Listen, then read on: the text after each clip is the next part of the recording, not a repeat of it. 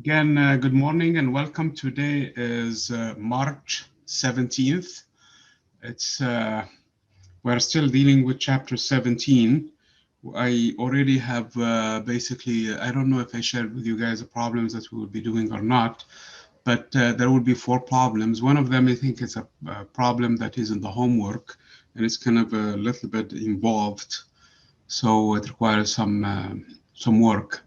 So we're going to do that. And also we're going to cover the main ideas from this chapter. And I'm hoping after we do these problems, we introduce chapter 18. Okay. So that is basically in a nutshell what we will be doing. I know a lot of you are not coming live anymore, and I think the time delay has had an effect on this, the time change, and also the fact that usually toward the second half of the semester, people start to especially in the COVID time, they don't show as much.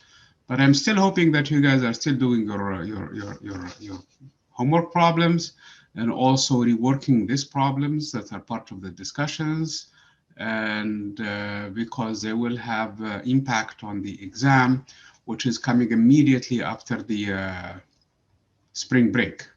Spring break is going to be the second week of April, so we still have about 3 weeks for that. And I'm hoping to cover all the way to chapter 20. So we still have 3 more chapters, basically after chapter 17, which we just finished. And that is the plan for this class, basically, as far as exams and things like that. Anyway, so let me share with you the screen to show you the problems. I don't know, I think I may have mentioned problem 80. Honestly, problem 80 is kind of it's just basically, so basically what it is you have a rod or just a string that is held in 2 places, and you increase its temperature.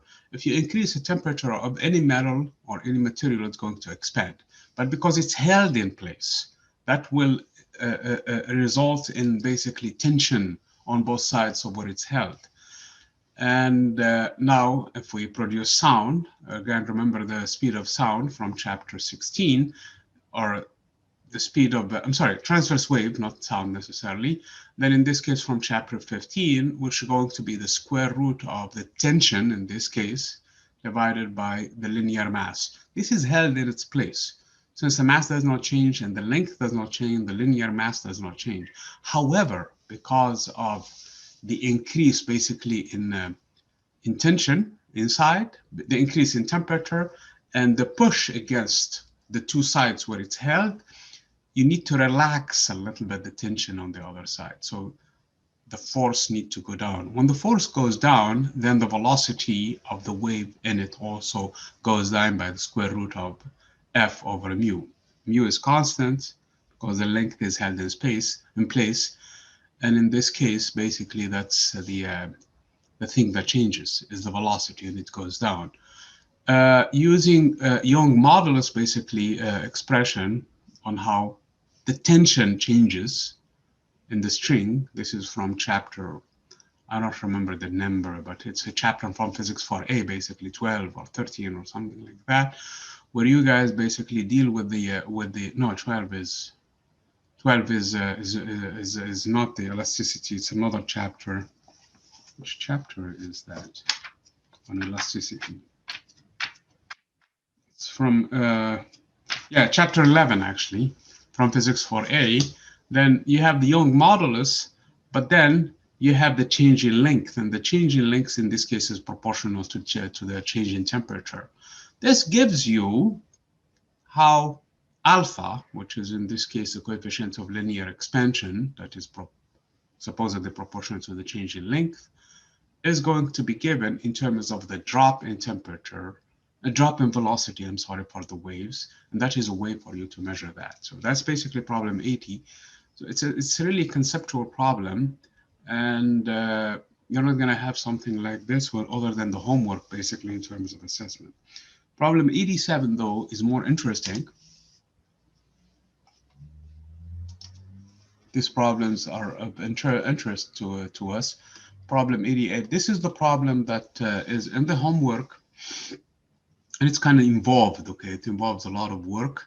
So we're going to work on this problem basically and do it. And then again, a number problem basically. This is like a typical experimental problem. And I put it in this order in purpose because usually I like the data to be last. So this is basically the problems that we're going to be focusing on in today, okay?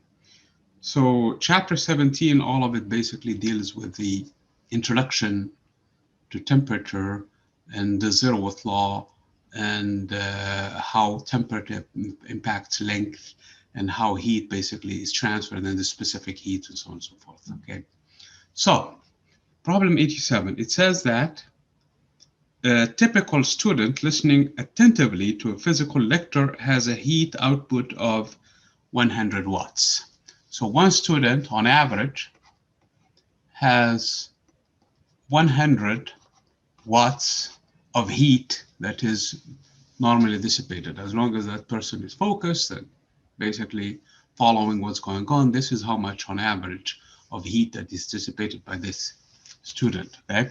So this is how many joules per second spent, okay? This is the heat per unit of time. So that is, if he stays there for 10 minutes, it's going to be 10 minutes times and so on and so forth, okay? The question says, how much heat energy does a class of 140 physics students release into the lecture hall after the course of 50 minutes lecture? So during a 50-minute lecture, one student will disperse 50 minutes times 100 watts, basically. So this is going to be in joules. Obviously, this one I have to multiply it by 60 seconds to get how many, this is problem 87, by the way, to get how many joules this student will disperse in 50 minutes, okay? But you don't have one student, you have 140 of them. So you have the amount of energy in this case, okay, which I'm going to write U, okay, is going to be, again, 140 students times 100 watt or 100 joules per student, per second, I'm sorry, times 50 minutes, where if every 50 minutes is 60 seconds. So cancel this one, and this is the amount of heat that is, okay? So if you plug it into a calculator, you'll find the amount of heat that is generated by 140 students. So again, 140. Again, your job is to not trust what I'm doing in here and to actually fix these numbers and redo them on your own, regardless of whether they are right or wrong, okay? So that you are practicing and putting your hands on these things, okay? According to this calculator, is 42 followed by 1, 2, 3, 4, 5, 6. So it's 42 million joules, okay? 42 megajoules. Okay, or 10 to the power 6 joules. So that is the 42 times that number, okay? So this is the amount of heat that is basically dissipated by this many students in the classroom, okay? They are listening all attentively and focused on that. So this is the symbol, by the way, for heat, and I know we introduced it last time. So this is the amount of heat that is released by this many students for a 50-minute lecture, okay? So this is an average, of course. Obviously, if we're doing this, we can measure the temperature, assuming part B. So this is part A. Part B.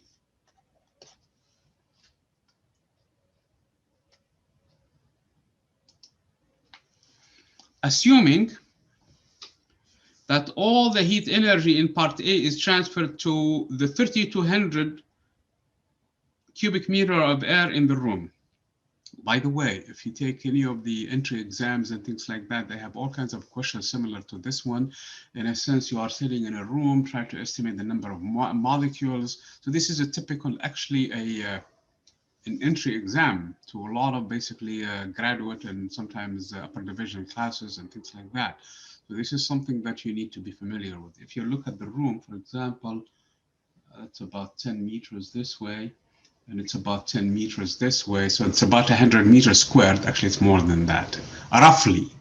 So when you're estimating, you don't have to tell me, oh, it's 11.7 meters or 13 meters or 9.2 meters, roughly 10 meter by 10 meter.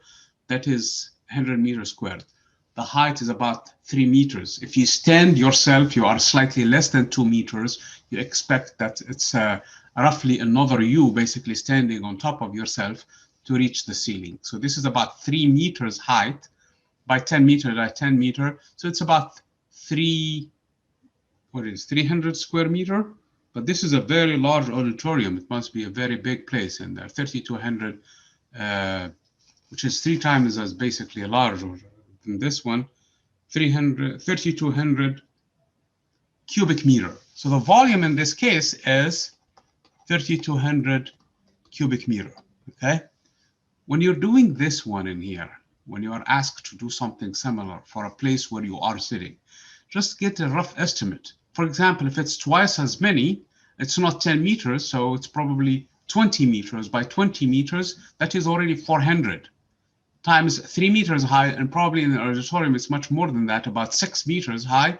You're already 6 times 1,200, you're already at 3,600 or something like that. What is it? Yeah, something like that. So you are around those numbers. So this is not a far-fetched number from a regular classroom, because you're supposed to have about 140 students in it. Obviously, this place in here doesn't fit 140 students in it, but somewhere else where you are sitting in a classroom, you may have to take that into account, and the number is not far-fetched, basically. Okay, for this many space, it's going to be a crowded room for 140 students. Okay, but again, you're trying to get an estimate, which reminds me of some of the with, even if you are not taking an exam, an entry exam, and some sort of a place, for example, and you want to have a rough estimate, this is one way of doing it, okay?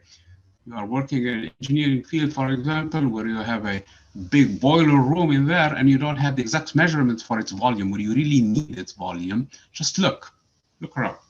How many of me, if I stand up, are going to be there? So you're about 1.5 meters. If you require about 4 of you roughly, that's what, 6 meters high.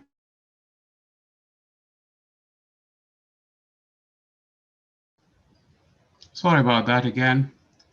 Was it the only, Professor? Was it me only who left, or was it you guys too? Did you get? Yeah, for some reason I lost everything. Man, please don't leave, okay? If you see something like that, we really never end the class like this. So if it happens again, you know that I am trying to come back, okay? Don't leave until we close the class at the end. So I promised already 4 problems to work on. So you know we did not even do one. So please don't, I don't know what's going on really. If it's,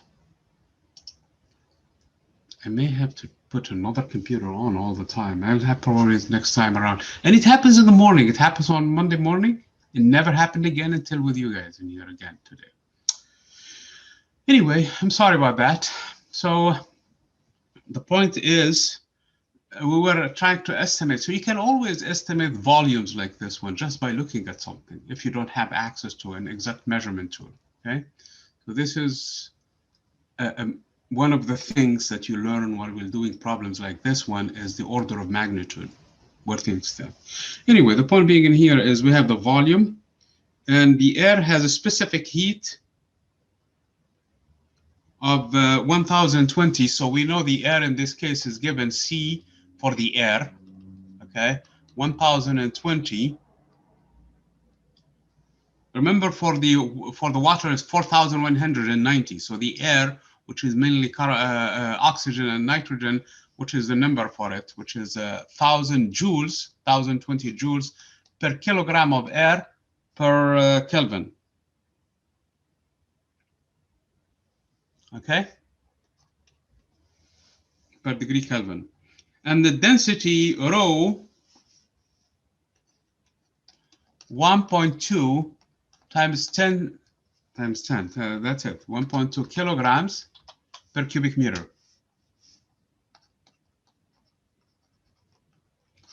In other words, if I have 3,200 cubic meter of this air, which is the volume of the room that we're talking about, then the mass of the air in this case is clearly going to be equal to volume times density. So it's rho V, and it's going to be simply 1.2 times 3,200. The cubic meter and the cubic meter cancel, and the answer is going to be in kilogram. So this is the mass. We will need this one if we're going to do a calculation here. Let me pull the calculator quickly. So it's 1.2 times, I mean, it's clear. Well, no, it's not clear. Let me do it. Okay, I don't want to. 3,840 kilograms. So this is the mass of the air in the room that we are in, that room that we're talking about. It's about 4 tons. It's a lot of air because the room is big. Okay. If none of the heat escapes and the air conditioning system is off, so the AC is not working and the room is sealed, okay, which is terrible. How much will the temperature of the air in the room rise during the 50-minute lecture? Okay, this should not be hard to do because we know Q. This is how much students basically have delivered during that 50-minute lecture, which is what? 42 million joules. Now we know the mass of the air, which is 3,800 kilograms. We know the specific heat of the air that is given, 1,020. And we want to find the change in temperature. That's basically what the question is asking. So delta T from this expression is equal to Q over the mass of the air times the heat capacity of the air. And this is going to be equal to 42 times 10 to the power 6 divided by the mass of the 3,840 times the specific heat, which is 1,020. Okay. So if you do the numbers, this is about 1,000. That knocks off the 3 in here. And this is also about 3,000. That will knock off another 3 in here. So the answer is going to be basically 42 divided by 3.84 and times 1.02. 3.84 times 1.02, that's roughly about 4. 42 divided by 4 is roughly about 10 degrees, okay? 10 degrees Celsius or 10 Kelvin, it's the same thing because the change in temperature is going to be the same. So if you're curious trying to find the exact number, so it's 42 divided by open parenthesis 3.84 times 1.02, because I already got rid of those millions in there. So it's 10.7, 11 degrees, okay? Again, you are looking for an order of magnitude. An order of magnitude of 10 is the same as 11, okay? So this is an order of magnitude. Obviously, you're supposed to do the calculation and come up with a better estimate than what I'm saying in here. But the point in here, you can, if you don't even have access to a calculator and you really want to do something quick on the fly and you are stranded in a place where there is no access to anything, you can always do the calculation like this one, okay? Very good. So. Professor? Yes. I'm getting that our Q is to the power of 7, not to the power of 6. Is it 4.2 or is it 42? I'm getting 42. 42 times 10 to the power 6? 7? Yes. No, 4.2 to the power of 7. It's the same thing. Because I wrote 42. I counted the number of zeros. I found 6 zeros, and I have 42 in front of them. This is not, you're right, this is not scientific notation, the one I have in here. It should be 4.2 times 10 to the power 7. So you're right, you're correct. Your calculator is not wrong, and this number is the same thing. You see that, Justin? Yes, I do see that now. Okay, very good. Yeah, I know this is not a proper scientific notation where you're supposed to have this number between between 0 and 9. Including 9, of course. But that's basically because I counted the number of zeros in there and I found 6 of them. Anyway, so that was actually, if you plug in here, it should give me the same temperature, which is 10 degrees Celsius or 10 Kelvin. This is delta T. This is the change in the temperature, not the actual temperature. This is change in T, meaning whatever temperature was in the room, let's say, for example, it was 20 degrees Celsius, it's going to increase to 30 degrees Celsius. So the room gets hotter and hotter. By the time the class is over, the room will become boiling hot, basically, at 30 degrees, super hot, okay? And it's not comfortable. If the temperature you started with 25 degrees Celsius, the temperature will be 35 degrees Celsius. Everybody will be sweating like a, okay, whenever you want to fill the blank in there. So that is super hot.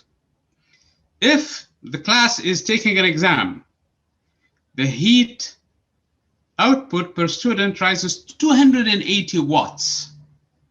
What is the temperature rise during a 50-minute lecture? So everything should be the same for part C, except now the power that each student during an exam is going to be 280 watts, not 100 watts, not during like a lecture or something like that. So this number changes, which means this Q changes, because instead of multiplying by 100 joules per second, I'm going to multiply by 280. So Q, the output of energy in this case, is going to be 50 minutes, which is 50 times 60, times 280 joules per second.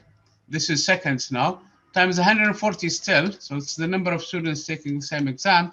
So the output in this case, again, I probably will leave it as is, okay, until we do the last thing in here. And then, since the question is asking about the temperature, so the change in temperature, in this case, delta T, which is this Q divided by the mass of the air times C of the air. And Q in this case, again, is what? 50 times 60 times 280 times 140 divided by C. The mass was 3,840 times 1,020. So this 0 and this 0, and two of these zeros will go away. So I'm left with 50 times 60 times 200 times 28 times 14 divided by 102 times 384. Okay, so I'm going to do quickly the calculation in here, the final one. So we have 50 times 60 times 28 times 14, because I get rid of their zeros, times divided by 384 times 102. Okay, if I do that, the temperature is going to be the change in temperature, delta T. This is the increase in temperature, not the actual temperature. It's 30 degrees. Man, this is ridiculous. This is too much. So if the temperature was 20 degrees, it's going to be 50 degrees. You can cook eggs with that. Okay? So delta T now in Kelvin is going to be still 30 Kelvin. So whatever that room temperature, if it was 300 Kelvin, which is room temperature, is going to be 330 Kelvin. Okay, so that is basically the idea of this problem. Hopefully this problem is fun.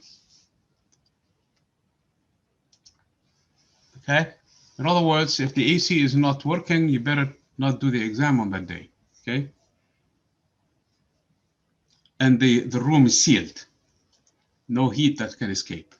If you cannot open the windows and the AC is not working, there is no point of doing that exam. It's too much. I'll just do the exam outside. Or the exam outside. That's more like it. Okay. Okay. So the molar heat specific problem 88 now.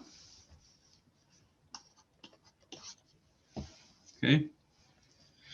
It says the molar heat capacity. This is the molar heat. Okay. We've been using the specific heat, which is defined with a mass. There is another definition for it that I did not really spend too much time on it, and this is this one. This C now is per mole, not per kilogram. So this C now, the unit for it is going to be joules per mole per Kelvin, okay? Because this N now is the number of moles, not the mass.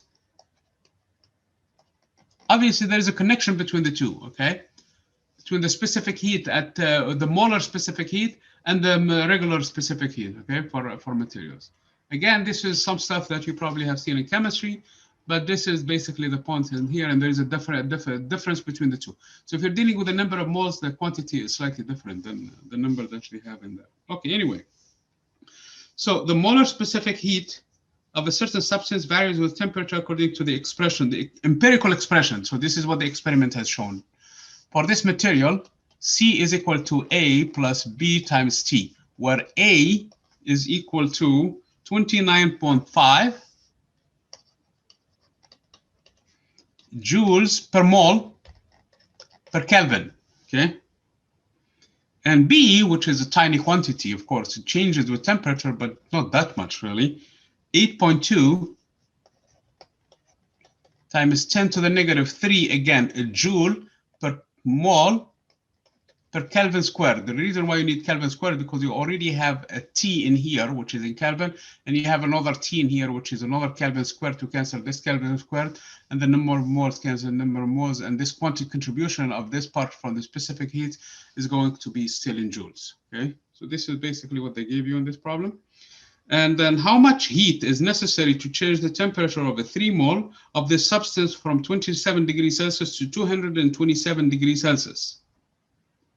Okay, this problem requires calculus, it requires integration actually. So we know this definition, by the way, if C is constant, if C does not depend on temperature, but if C depends on temperature, I need to look for the small changes in what they do in terms of heat. So I need, if the temperature goes from T to T plus dt, then in this case, the change in, the amount of heat needed to do that is dq, okay? So this is basically a more general definition. And it's also true, by the way, for this problem too. Even in the case of the normal specific heat depends on temperature. Specific heat depends on temperature in general. So most of the processes that we're doing, we're assuming C does not change with temperature, because if it does, then you're looking for the small amount of heat needed to raise the temperature from T to T plus dt and define C that way, okay? Then in this case, C is a function of temperature, and this is the only way you can define it. So in that case, you're going to sum over the region where C changes with temperature. This is a case of that, okay? This is a practical case of that, except instead of doing with M, we're given N, which doesn't change much, okay? So in this situation, we have found the expression experimentally of how C depends on temperature. And we want to find how much heat, what the question was, how much heat necessary to change the temperature. So we have N is fixed, N is 3 moles, okay? And the temperature rises from 27 degrees, so T1 is equal to 27 degrees Celsius, and T2 is equal to 227 degrees Celsius. So this substance better does not go through a phase transition, because if it does, then some of this Q is going through a phase transition. So this cannot be water, because water will boil at 100 degrees Celsius. So this substance is a different substance, okay? So this is what we're going to do now. We're going to find Q by summing through that space of interval. So it's going to be N, the integral from T1 to T2 of C dt. Because again, we cannot, C is not constant, and cannot pull it out of the integral. So this is going to be N, the integral from T1 to T2 of a constant A plus a constant B times T times dt, okay?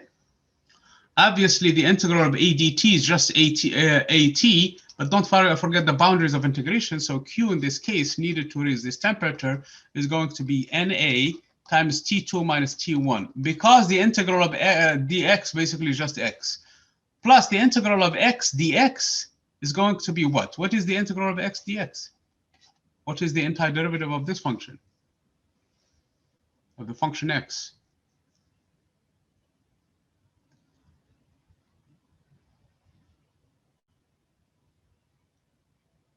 Which function, if I take its derivative, I find x? X squared over 2. Very good. That is the function that we will need. So again, I'm doing t dt. And remember, this integrand in here really has a dummy variable. So it could be anything in there. So it could be t dt or y dy. Doesn't matter. It's always going to be y squared over 2, okay, if it's y dy. But the boundaries of integration is the one that fixes stuff. So it's going to be nb divided by 2 times t squared evaluated between T1 and T2.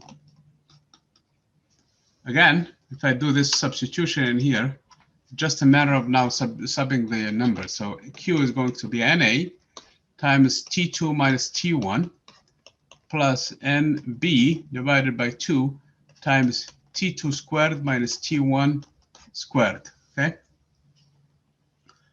Now, obviously, this you have to be careful with.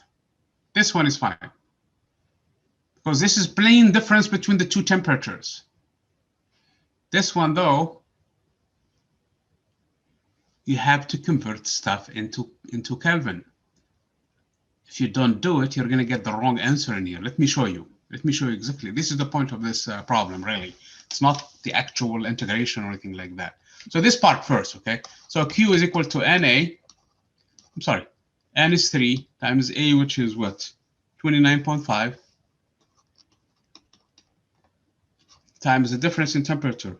The temperature was 227 minus 200 minus 27, so it's going to be 200, okay? So it's 227 minus 27, and so it's going to be 200 times that stuff, plus NB. I'm going to make a mistake now. N is 3, B is 8.2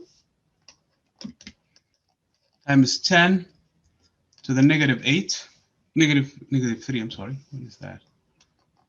Negative 3 divided by 2 times, going to assume that the final temperature is 227, which is wrong. T2 is 227 squared minus 27 squared, okay? Let's calculate this thing and see what we're going to get. The error is here. This is where the mistake is. This one is fine. This is not a mistake. Because if you shift this number by 273, it's not going to make much difference. So you add 273 to 227, and you add 273 to 27, you're going to end up with the same thing, with the same difference. But that difference changes. So let's do that. Let's calculate the wrong Q.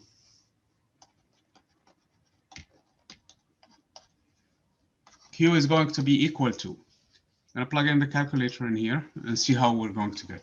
So we have 3 times, I'm going to take the 3 out because it's common to 2 in the terms, 29.5 times, open parentheses, 227, which is 200, minus 27, okay? Plus, again, now I took the 3 out, so I have to be careful in here, 8.2 times 10 to the negative 3 divided by 2 times, open parentheses, 227 squared, not cubed, minus 27 squared. Close the parentheses and close the big parentheses that multiplies everybody. Okay, so it's telling me I get 18,300 joules, basically. If you did it this way, you're going to lose points because there's clearly error in the calculation. T is in Kelvin, actually. This term does not matter because if you have 227 minus 27, but you forget to convert, but if you did convert, it's going to be 227 plus 273 minus 27 plus 273. Obviously, the difference is in here is 200. The difference is in here is 200. This difference is 200 Celsius. This difference is 200 Kelvin, and 200 Celsius in difference is the same as 200 Kelvin. So this part is fine. This is where the problem is going to be. If you take the difference between these two numbers of 227 squared minus 27 squared, what is that number? 227 squared minus 27 squared. This is 50,080. No, 50,800, I'm sorry. Obviously, I took it in degrees Celsius, so it's degrees Celsius squared. Okay, let's take now the correct one, which is 227 plus 273, the whole thing squared, minus 27 plus 273 squared is equal to what? So if I go back to the expression now and fix it by putting parentheses now and adding 273 to it, plus 273 to it, doing the same thing for the other one, plus 273 and oops, parentheses in here. The difference is 160,000 Kelvin squared. Obviously, these two numbers are not the same. Okay. So this is where the mistake is going to be. So let's calculate now the correct one, Q. Correct Q. So the Q now is going to be this expression except fixing this number now. So it's going to be, again, Q is going to be 3 times 29.5 divided, that is not divided, I'm sorry, times the, it doesn't matter, the difference between the two is going to be 200 Kelvin in either case. So this is going to be 200 plus N, which is 3 times B, and B is 8.2, 10 to the negative 3 divided by 2 times 160,000. Okay, Kelvin squared, of course, units. So if I do this one in here, because this is actually the difference, this is what I should have put in here, okay, which is the difference of the squares. So in this case, the answer is going to be, again, 3 is a common factor, 29.5 times 200 plus 8.2, 10 to the negative 3 divided by 2 and times this number.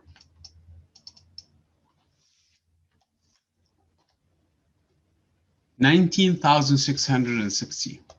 19,668, which is 70 joules. There is a big difference between this one, which is 18,300, and this is 19,600, which is about 1,400 joules difference, okay? It doesn't look too much difference between the two. So if somebody is arguing about the error, hey, what is this? This is not too far from the correct answer. As a matter of fact, it's slightly more than the correct answer. As a matter of fact, if you take this number, come on, I don't want to type the whole thing, minus the previous number, which we found to be 18,300 and some odd numbers, divided by the correct answer, which is 19,600.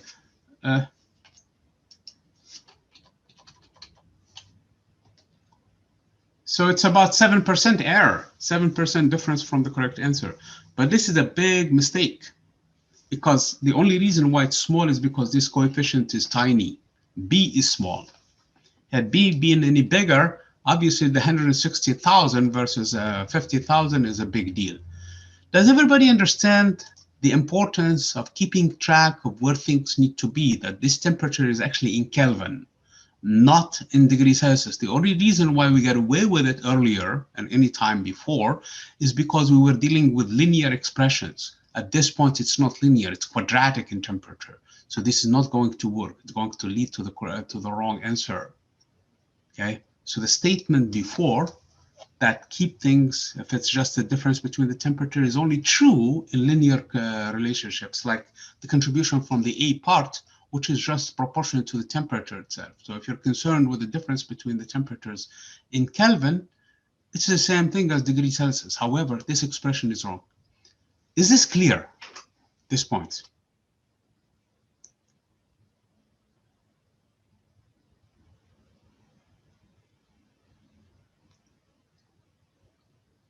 Yes or no? Open the chat and yeah, see what you guys are saying. Come on, guys. Do you guys understand the difference or not? Okay, very good. So That makes sense please, to me. very good. Please pay attention to this detail, okay? It can really lead you to wrong answers. And it can lead you, if you're an engineer in the field, okay, and apply the wrong formula basically for it, you're going to have a disaster in there, okay? You're going to either overestimate and overcompensate, and in this case, it leads to probably freezing of your system inside and causes to disasters and probably production that is delayed, costs money, and probably even some other hazards, okay? Or it could underestimate, in which case it could lead to explosions and disasters and all kinds of things, okay? So this stuff, I mean, it may not be important right now because it's no big deal. I just made an error. Difference is only 7%, but it is a big deal in industrial applications and in your life later on and things like that. So again, the only reason why it worked before is because we were dealing with linear expressions. So it did not matter if you were working with T in degrees Celsius or in T in Kelvin. Now it matters, okay? Because it's quadratic actually in T. This expression has T squared in it. So it's not going to be the same. It's different, okay? So this is actually an important point that I want you to really raise today in the discussion, that the only reason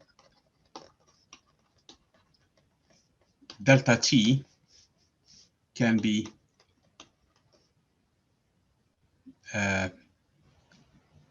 calculated in degrees Celsius is only in linear expressions. Otherwise,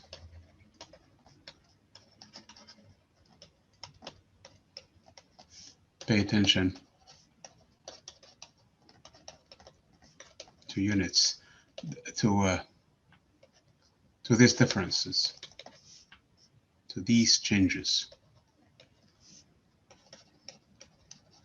What I'm saying in here is the following. The expression for B was specifically given as something per Kelvin squared. And I need the Kelvin squared up in the numerator. If it was given by degrees Celsius, that somebody went through the trouble of finding the expression in terms of degrees Celsius, then in that case, it's actually all the way around. You're going to get an error if you do it in Kelvin. So that's why this detail is important when you're working actually your problems in homework, which you're going to do with problems or exams or something like that. But it's more important later on when you're actually on the field working, okay?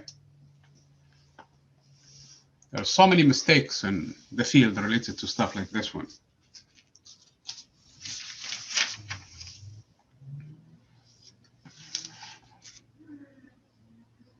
As a precaution, some of the systems, usually they are made to basically appear kind of a proof against this kind of mistakes. So if you put, for example, a temperature of 27, the system will raise an alarm. You are dealing with extreme low temperatures. This device is supposed to work in room temperature and higher. So 27 degree, if you put 27, for example, there, the system assumes that it's in Kelvin. So it's, hey, you're putting too low of a temperature. Are you sure you're working in this environment? It may even prevent you from putting that number. So it's going to, when you punch in the stuff, it's going to tell you, no, you need a bigger number. So those are two problems. The third problem that I thought we need to jump to is problem 113, okay? 113 is problem of the homework. And in the past gave headache to my students. So that's why I thought it's a problem that we can discuss. So basically this is, oh man, I can't even draw this. Let me pull these things in here and draw a line with a mouse, probably is better. So this is the upper radius. This is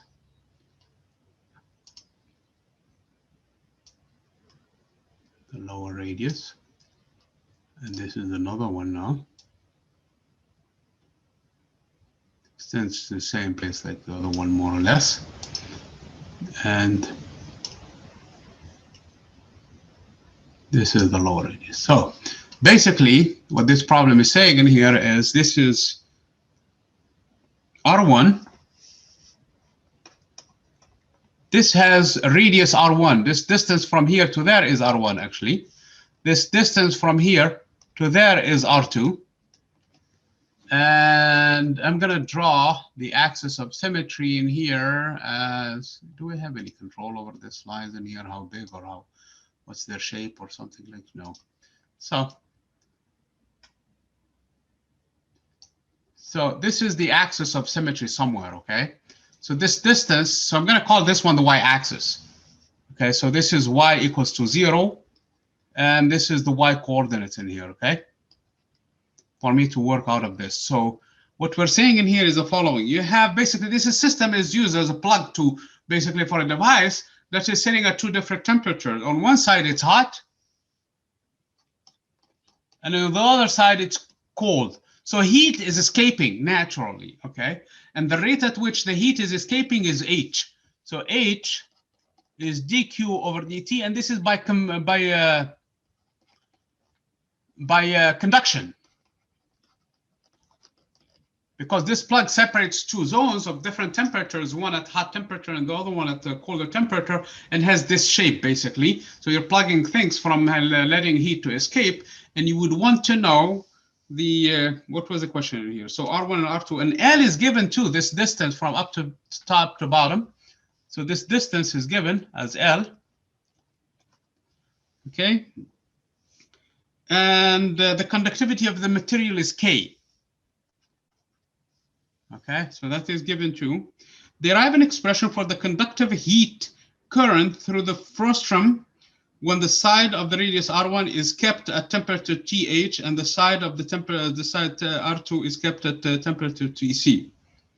Okay, so we need an expression for this one. So that's basically what we want. So here is the deal.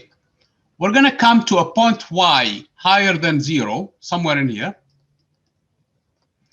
and take a cross section in here and assume that H is constant. H is constant because we are dealing with constant flow of heat. So H is the same everywhere. So this height in here is of the height dy. So the portion in here through which heat is going is only of length dy. But I need to find this radius in here, r. So basically, I'm going to say the amount of heat escaping there, which is constant, the same everywhere, is given by the law that we saw in lecture, which is K, the conductivity of the thermal conductivity, times the area. The area in here, I have a radius r. So the area in here is just pi r squared times the difference in temperature between this point and this point in here.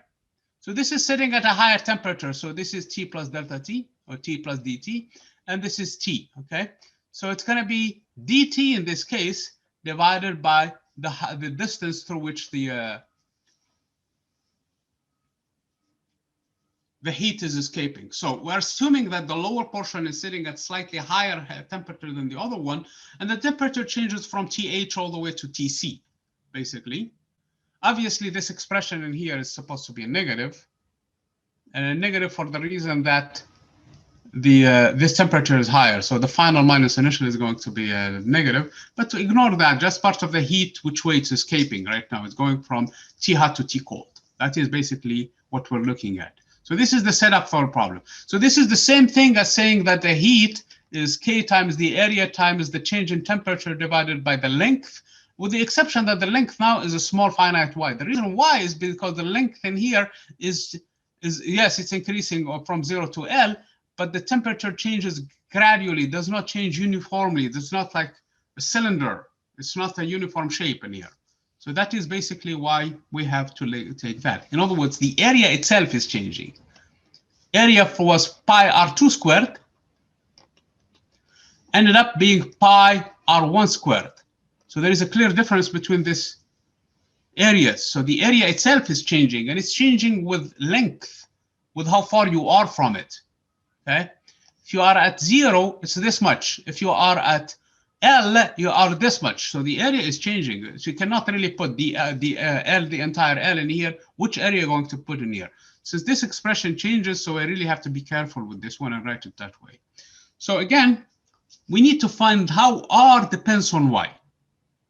For that, I'm going to invent a new angle. I'm going to invent an angle in here, theta, and look at its tangent. It's clearly tangent of theta. tangent of theta is equal to the following. Is equal to R2 divided by this entire height h, which I'm going to call h. So from here all the way to where these two lines meet, where the cone basically meet, this is a cone basically at the end for the plug, I'm going to call it little h, okay?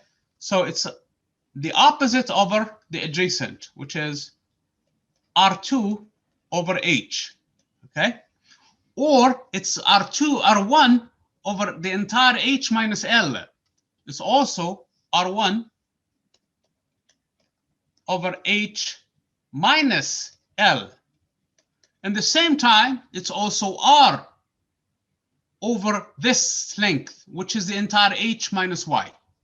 So this is the expression that we're going. So it's little r over h minus y. Take any of these two equations is going to give me how r depends on y, with the exception that I have introduced two new variables. One of them is theta, which I'm going to get rid of immediately right now because I don't need it. But the other variable in here is this h. So we need to get rid of this h, because take any of these expressions in here, either this equality or this equality, and that's going to give you r as a function of y. Little r, that is, how radius changes from R2 to R1. So if we do that, take the first equality, this 2 in here, they will give me h right away. So what I have in here, I have R2 over h is equal to R1 over h minus L, because we need that in the last expression. So we need to get rid of this h2. So if I flip this expression in here, that's going to give me h over R2, which is the same thing as h minus L over R1. And now we move this expression in here. So we have an h over R1, we have h over R2. So it's going to be, since R1 is clearly less than R2, so we're going to move this one to the other term. So we move things around. So it's going to be h times 1 over R1 minus 1 over R2 is equal to, when I move L over R1 to the other side, it's going to be positive L over R1. In other words, this gives me an expression already for h being equal to L times R1, that's 1, minus R1 over R2. So this is the h, which is a constant. So if you're curious trying to find where the two cones, how high was the cone, this is really how high the cone was. So it's the length L times 1 minus the ratio of the two radii. Now, that is not what I really want. I want r as a function of h and y. So I take either of these expressions and I'm in business. So I'm going to take this one and whichever, because this one has also an h minus L, and it sounds like I have to do a little bit of work. So I'm going to take this and this being equal, because this seems to have less work in it. So let's do that. So what we have in this case is R2 over h is equal to little r over h minus y. So if I flip this expression again, or no, it's not going to work. So we're going to solve directly for r. So little r is going to be h minus y divided by h times R2. And h divided by h, that's 1, minus y over h, and the whole thing is times R2. So now we're going to take this expression and we're in business. So this, we found r as a function of y, because we have to do some work in here. So in other words, r is equal to 1 minus this expression for h. So it's going to be, what is it?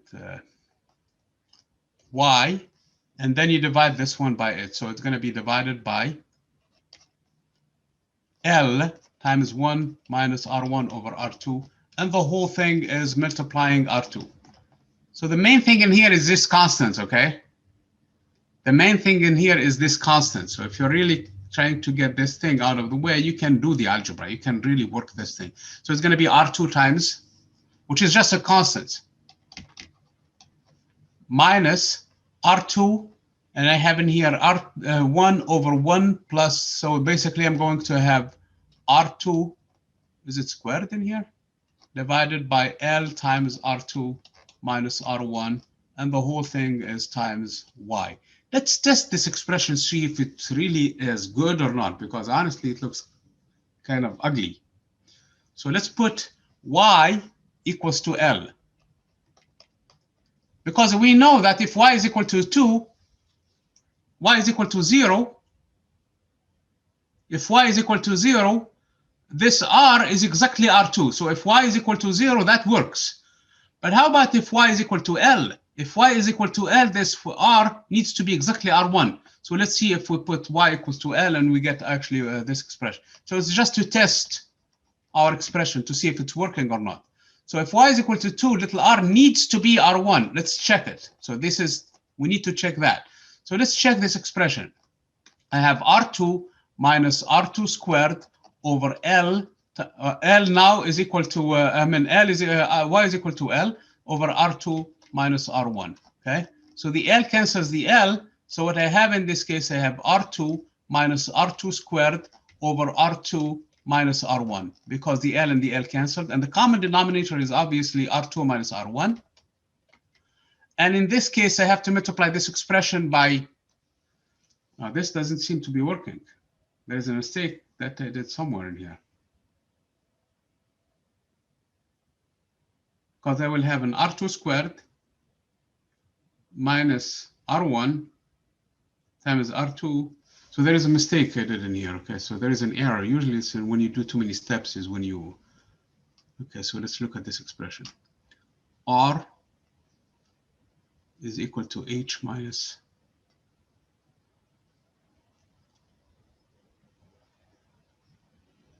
so we use this one. No, that is, so that should be fine for H. Now let's take a look at the expression. So R2 over H is equal to R over H minus Y. I have an H minus Y divided by H. So it's 1 minus Y over H. And this whole thing is multiplying by R2, okay? And R2, did we get it right in here? It's 1 minus R1 over R2 minus R1 over R2. So it's R2 minus R1 as it should be. And I have an R2 in here multiplying everything. And that divided by H. So Y over H times R2. So it's going to be R2 minus R2. Yeah, this brings an R2 squared in here. Well, there is a mistake. This expression is not correct for some reason. The L cancels the L. The common denominator is R2 minus R1 multiplied by R2 squared. Cancels the R2 squared, and I will end up with an expression that doesn't make sense at all. Okay? Well, you know what we need to do now. We really have to be careful with this expression in here. So, yeah.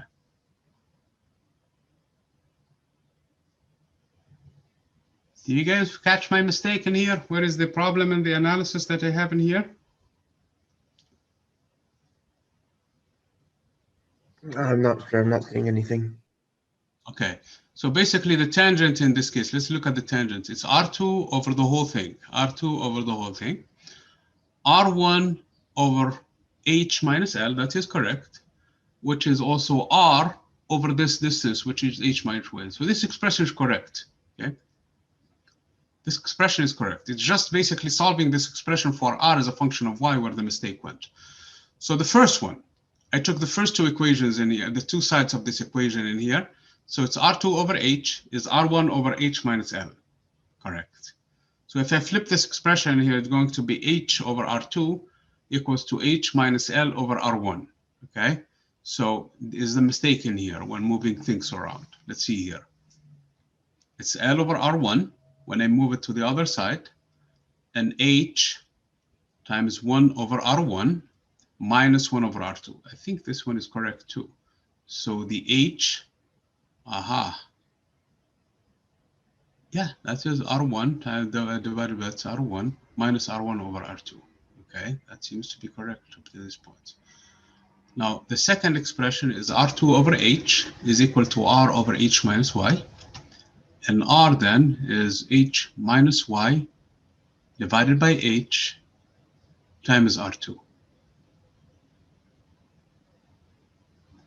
let's not bring this guy inside, okay, and see what's going to happen in here. So it's R2 minus R1, which is correct. And then R2 goes divided by, so it's going to go to the numerator. So this is R2 squared over L. Man, this is wrong for some reason. So when y is equal to 0, that's correct. When y is equal to L, the L cancels the L. And this expression, for some reason, is R2.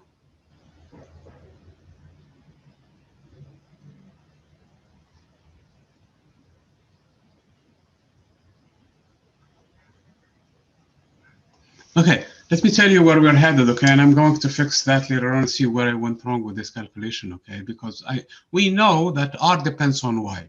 For R equals to 0, R is equal to R2. For R equals to L, this expression should be R1, but it's not giving me R1. Therefore, this expression is wrong. The one that we ended up with in here is wrong, okay? This R is a function of Y.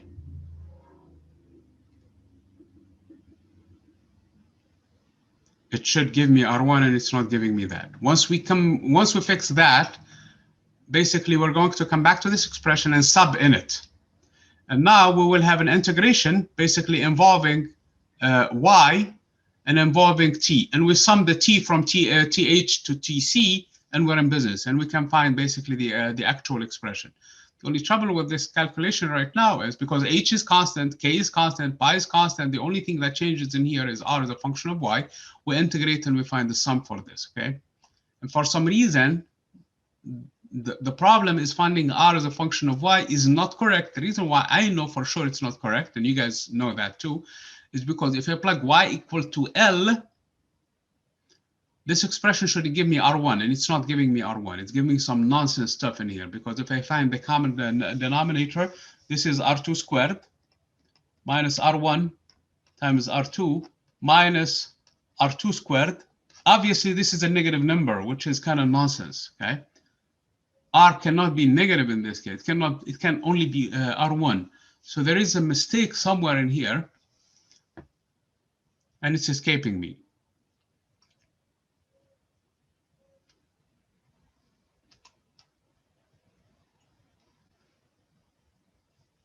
R2 over H over the whole thing is R1 over H minus this L, okay? Which is the same thing, this R over the whole H minus Y. So the opposite over the adjacent, the opposite over the adjacent, the opposite over the adjacent. So this expression seems to be correct. Okay, so now R2 over an R1 could be A or B here. So when we flip this expression, it's H over R2, it's H minus L over R1. So expression for H, well, at this point, either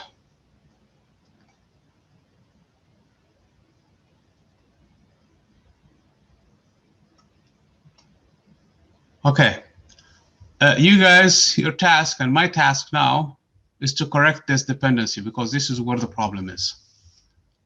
Okay, from here down up to this point, we need to find an expression that works, and it's not working right now. Okay, so basically, let's try to draw it again differently. Let's lay this thing on the floor. So this is basically what we're saying in here. This whole length is h. This distance is r, and this distance is r2, and this distance is r1, and this angle is somewhat theta. So this whole distance in here is h, and this distance from top to bottom is L. So if we take this expression now and do the tangent, so the tangent of theta is R2 over H. That is correct. So that is R2 over H is equal to R1 over this distance, which is H minus L. So this expression is correct. Now, it's also R. This distance is where we started y equal to 0, by the way. So this point is y only, this point up to here and here. Okay, so the ratio of r over this distance, which is the whole h minus y, that too is going to give me the tangent of theta, because the opposite over the adjacent, which is this one in here. So now we have r over h minus y, and we have r2 over h. So that is the expression that we're working with. So we needed to find h to eliminate it from this expression.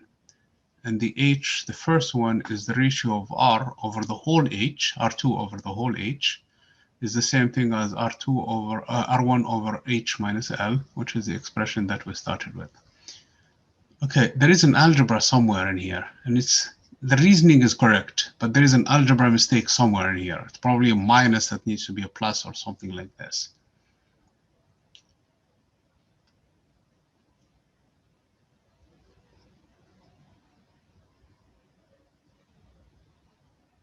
It's a minus, and it's probably this guy, no? No, this is correct. R2 times everything. Okay. Spent enough time on this thing in here. Do you guys understand the reasoning, though? Forget about the calculation. There is a mistake in algebra somewhere. Now, it's a good thing, actually, that we're struggling with. This is not bad. When you're seeing something, before you carry on and you find some nonsense answer at the end that you think is correct, try to always test yourself. So what we did actually right now is good, okay? What we did right now is not bad, in a sense that once you reach a mistake, don't panic. You can always go back and find where the mistake is, because you know that it's a mistake. And sometimes learning from mistakes is far better than getting things right. So this is the task. This is our job, okay, including mine, is to find where the error is.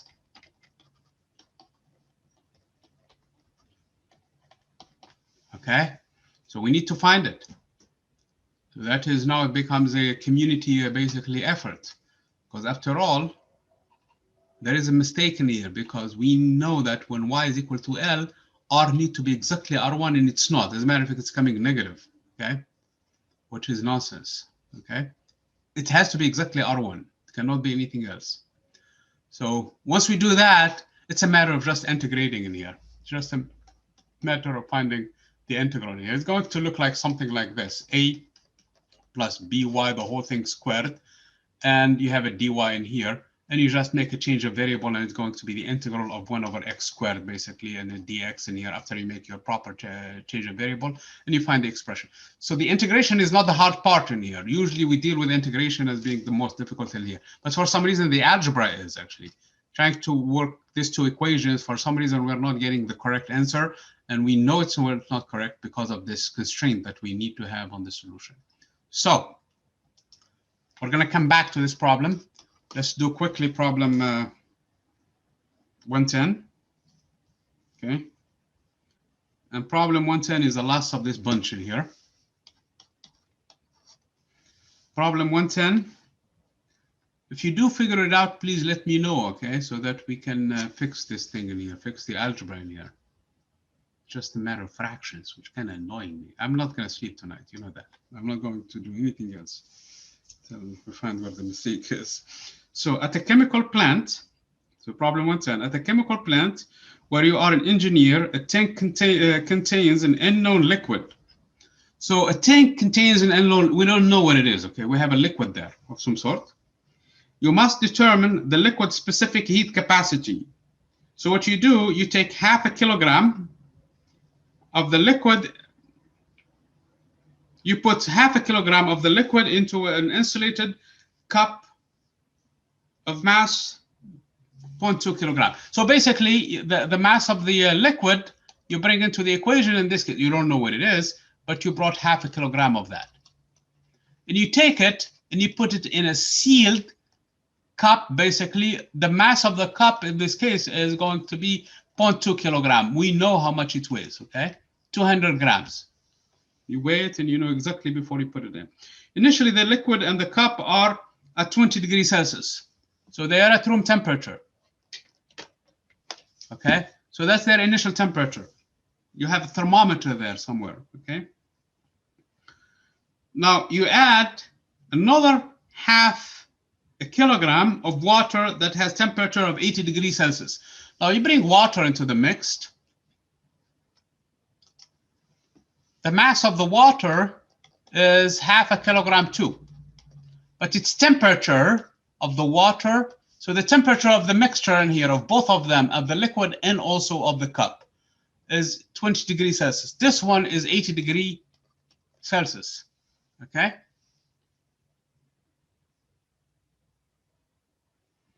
After thermal equilibrium has been reached, the final temperature of the two liquids in the cup is 58.1 degrees. So now you mix them. So the T final is going to be 58.1 degrees Celsius. So this is basically so far so good. Okay. You then empty the cup and repeat the experiment with the same initial temperature, but this time with the 1 kilogram of the unknown substance. So basically you do the same thing now, except now you bring another quantity of water. So this is step 1 now. Step 2, you do the same thing with the same temperatures and everything else, but you bring more water. You bring 1 kilogram of water. Okay, twice as much. And now the temperature drops, but it doesn't drop as much, of course. So this is the final temperature in the first case. This is the second final temperature is 49.3 degrees Celsius. Okay. Assume that the specific heat capacities are constant over the temperature range of the experiment. So C is constant for all of them. C for the water, C for the liquid, and C for the cup also. They don't change, okay? During these temperature ranges of the liquid. So which means now, since we're going to be dealing with delta T, it doesn't matter really which delta T I'm going to use. I don't need to convert anything in here. I can deal with the, the big fuss I made earlier about the Kelvin and the conversions and things like that doesn't apply now. It's just basically, you're going to work with these numbers and that's it. Calculate the specific heat of the liquid and the metal from which the cup is made. So it's a metallic cup, it doesn't matter. So we're going to find specific heat for it. So we want to find the specific heat for the cup and for the liquid. Okay. We know that of the water, it's 1 calorie per gram per degree Celsius, or 1 big calorie per kilogram per degree Celsius. It's the same thing, okay? Since we're dealing with kilograms, it's a good idea to deal with these things or alternatively, we can use the joule, actually. We know that the specific heat of water is equal to 4,190 joules per kilogram per degree Celsius, okay? Or per Kelvin, if you like. It doesn't matter in this case because they're constants, okay? So the temperature doesn't matter. So you can keep them per degree Celsius and they will cancel still. Okay. So let's look at the first case. First case. The water went from 80 degrees to 58.1 degrees Celsius. Okay. So it lost, how much heat it lost? So Q lost is the mass of the water times the specific heat of the water times the change in temperature, which is basically 80 minus 58. You can do 58 minus 8 and you're going to get a negative because we're talking about lost.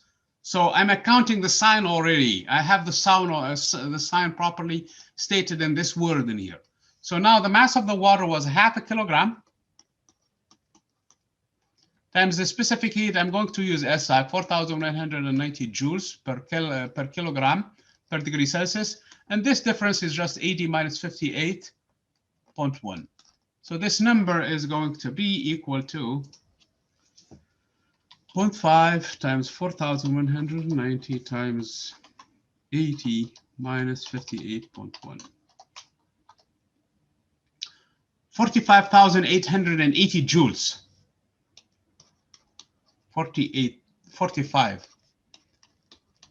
880 joules if you care to. I think the sig figs in here, there are only 3 sig figs, so this is too many sig figs in here. 45,600 joules. So this is the Q lost. Where was it lost? It was lost to heating the cup and also the liquid.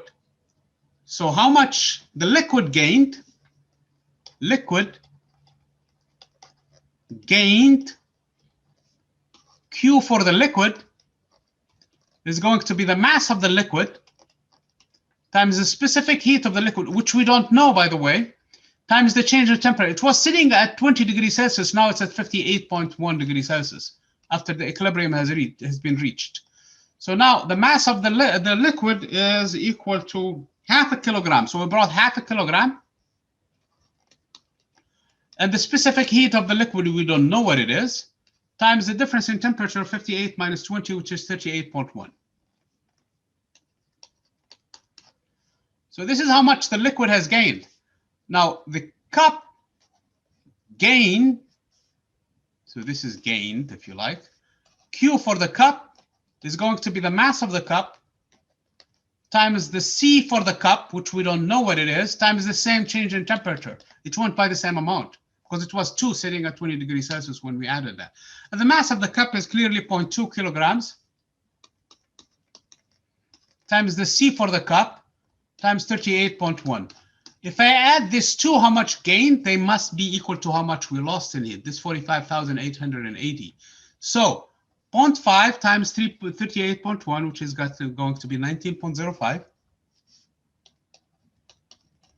times the specific heat for the liquid, plus 0.2 times 38, what is it going to be? Okay, 0.2 times 38.1, 7.62. 7.62. The specific heat for the cup must be equal to 45,880.5. Okay, so this is equation 1, where we don't know the specific heat for the liquid and neither that of the cup. Okay, we're going to come to the same conditions now, except the temperature change is different and the mass of the liquid is different. So everything will be the same. No, I'm sorry. Even the Q lost is going to be the same. So the second case. So Q lost in the second case.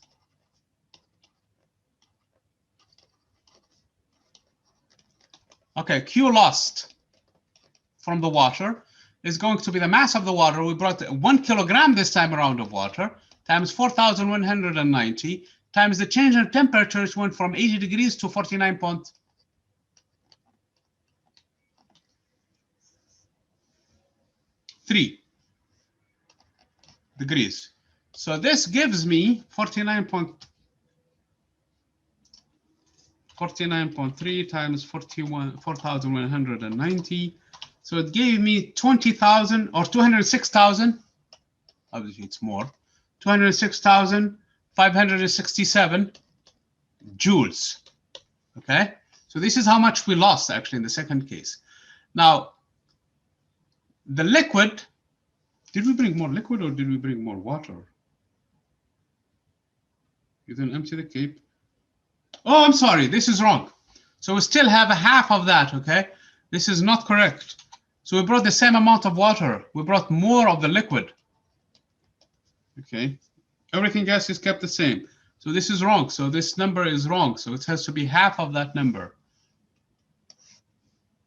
So we brought the same amount of half a kilogram. So we didn't really bring that much. Please pay attention to these things. If I make a mistake, so we only lost 103,283.5 joules. Okay, this is how much the water lost because we brought the same thing. You then empty the cup and repeat the experiment with the same initial temperatures, but this time with 1 kilogram of the unknown liquid. Okay, so that's the only thing that changed. So this quantity now changes. Okay. So the Q of the liquid now that is gained by the liquid is going to be different. So Q of the liquid is the mass of the liquid, which is 1 kilogram, times the specific heat of the liquid, which you don't know what it is. And the temperature is going to go from 20 degrees to 49.3 degrees. So this expression now clearly looks like 29.3 times the C of the liquid. Now, that of the cup, in this case, the Q for the cup, the one that went to heat the cup, to warm the cup is 10.2 kilograms. The C for the cup, which we don't know what it is, and the change in temperature is going to be 29.3. Okay, so 29.3 times 0.2, 29.3 times 0.2 is 5.867. So this number is 5.867, 5.86, the specific heat for the cup. Now, if we add these two numbers, they must add to that one too. So now 5.867, 5.86, why am I saying 7? Times the specific heat for the cup plus 29.3, the specific heat for the liquid, must be equal to that 103,000. 103,283.5 if you care to carry that. This is equation number 2. Let me rewrite equation number 1 next to it and subtract the 2. So equation number 1 was 19.05 for the liquid. So it was 19.5.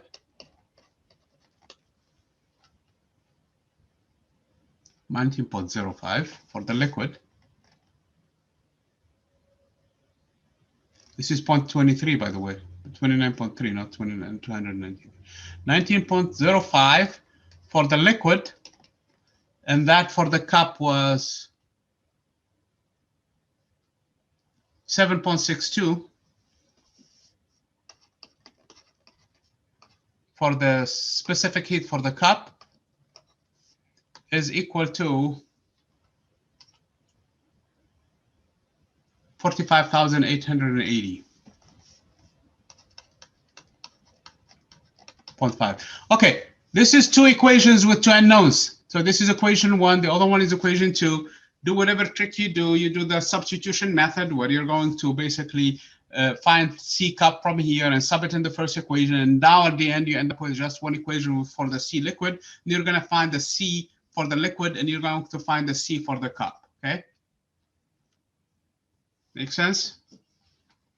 Let me see if I can do it quickly in here. Leave that in there. Bring this to the screen. Do you guys see? Okay, let me stop sharing and share with you this calculator, which is kind of fun calculator. I don't know if you have access to it or not. Okay, where is that solving of equations or something like that? Equation solver, equation 1. Oh man, I need the other one too. So equation 1 that I need to solve is 5.86 times x plus 29.3 times y equals to 103,283.5. X is actually the two equations. Okay, X is actually the heat capacity for the cup, and the other one is for the liquid. So 7.62 X plus 19.05 Y equals to 45,880.5, and let's solve. Okay, so according to this numbers in here, and again, this is nonsense.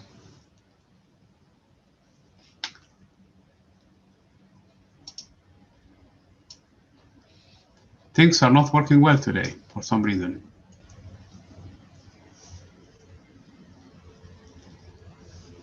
You know why it's nonsense? It's because X is negative. It should not be negative.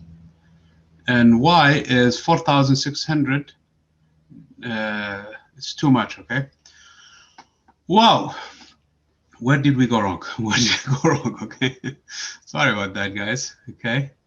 So Did I plug in the wrong numbers or what? The mass of the water is 0.5, 4,190 times. This is the calculator I've been using, by the way. 0.5 times 4,190 times 80 minus, so it's 45,880. That's correct. And then the change in temperature was 38.1 times the specific heat is 7.62. And then the other one was 0.5 for the liquid times the same amount. 0.5 times 38.1, that's 19.01. That's correct, that I did it in there. Okay, so that's for the cup. The cup is correct. Now, when we did it, the temperature, 0.5 times 18.59. So, what is the other equation here for the 49? Where is the calculation here? Oh man, this is wrong. Why is this wrong? This is wrong. It's not 49, it's 80 minus 49. Somewhere in here. 80 minus 49.3 times 4,190 and times the mass of the water, which is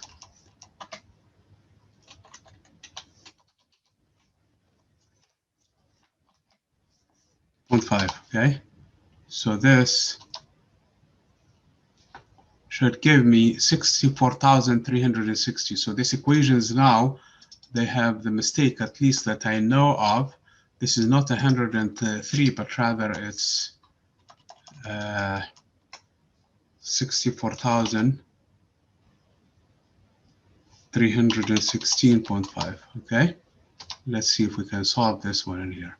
This is more like it, okay? So the mistake I made in here, in the calculation, this is a calculator mistake, okay, which is another common problem that we do all the time, okay? So when you're doing your problems, again, pay attention to what you input in the calculator.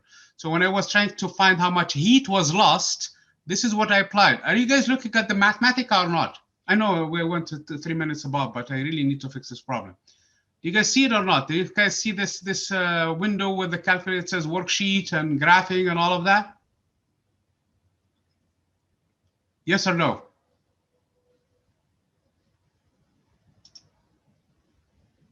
I need a confirmation for this because I want you guys to see where the mistake went for this problem. You guys see it or not? Because I can't see the chat. If you guys are saying things in the chat, I can see it. Maybe Micah, or Justin, or Harris. Well, I'm not getting any feedback from you guys for some reason. Hopefully it's not a Zoom problem again. But basically here is where the mistake was for this calculation. It was in calculating. Harris, if you're speaking, I can't hear you, okay? Because I know that the focus went into your screen for some reason. Anyway, the point being in here, the mistake was here, okay, in my input for the heat in here. It's supposed to be 80, the temperature of the water that we started with, down to 49.3, okay, multiplied by the specific heat for the water. Of course, I assumed in here the mass of the water was 1, and then we fixed that problem, so it's 0.5. The mistake was not 49.3, the change in temperature. It's actually 80 minus 49.3. And when we plugged that number now in it, it made more sense because now we have specific heat that makes more sense for this. And now this window is frozen. We have values. Initially, one of them was negative and another one was bigger than water. So that is how you fix the mistakes in here.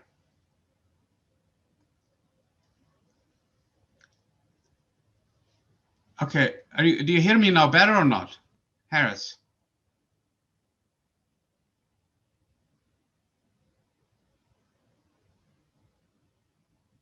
Okay, so let me share with you the screen to show you where the mistake went. Okay, we are in the screen. When I initially calculated it, we came up with nonsense stuff for the specific heat, which I called it X for the cup and Y for the liquid. For the specific heat, it was a negative number, which is nonsense. Okay, no matter which negative number you have. And for the specific heat for the water, for the liquid, turns out to be more than the water.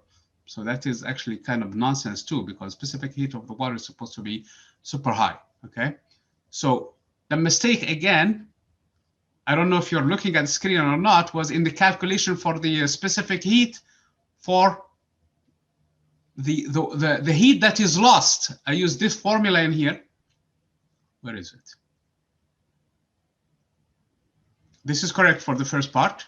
But the second part, at some point, we ended up with this number that we fixed by dividing by 2, but it's actually wrong. It's 80 minus 49.3, not 49.3 times 4,190. It's 80 minus 49.3 and then times 4,190. That should tell me how much heat is lost. Not 103,000 basically joules, but rather it's only 64,000 joules. After I fixed the mistake, then we plugged it back into the system of equations. And the system of equations, when we solve them, we get 1,066, which is believable for a metal. If you guys did the lab, you will see that that is actually around that for metals, because they tell you specifically it's a metal, and it's actually closer from the aluminum. So this is actually what looks like it's made out of aluminum for the cup, and 1,980 or 82 for the specific heat for the liquid, which is believable because it's not necessarily a water, but it's a liquid that has some substance in it, so its specific heat is less, but it's more than that of a metal still. Okay, I know I went more than the actual time. We still have a problem with that problem 113, so I'm going to work on it, and hopefully you guys work on it, and I'm going to communicate that directly via Canvas on how to fix the algebra in that problem, because apparently the problem with that problem was the algebra, not the actual the integration is actually easier in this case, because it's just the integral of 1 over x squared, which would just be negative 1 over x, period, end of the story. Okay, so making mistakes is part of the deal. Sometimes in the past, I used to make mistakes on purpose. It's acting, it's not good. Making mistakes, when you actually make mistakes, like the 2 mistakes we made today, the 2 mistakes I made today, they're actually so powerful because of the fact that you know that you made a mistake. How do you know? By checking your work. The first one, by knowing exactly, hey, listen, this does not make sense. It's supposed to give me this result for this condition, and it's not giving me that. So that's why I stopped there and there, and we have to fix that problem. So that's good. Then the other mistake is this one in here, because I was in the rush, I forgot to subtract 49 from 80. That too yielded some nonsense results. But immediately you know that they scream at you, this is nonsense. One of them is specific heat that is negative. Forget it, this is wrong.